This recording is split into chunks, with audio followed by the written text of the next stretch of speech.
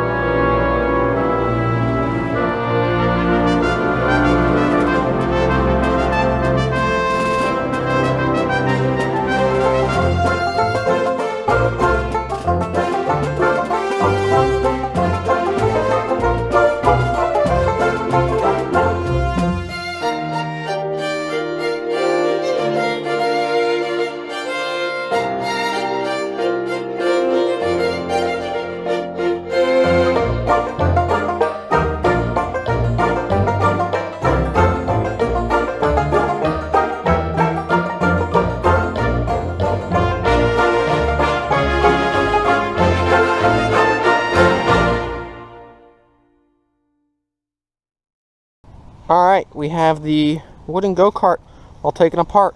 We've got all the wood right there. Some of that will get thrown out, a lot of the little stuff. Some of the bigger stuff we'll end up saving. And then we've got all the major components out of it. So we got the gas tank, the steering wheel, the engine, the rear transmission, and then the front axles. We just got to take that board off there. There's a couple screws still holding that in. But the wooden go-kart is now all gone. Let's go do something else.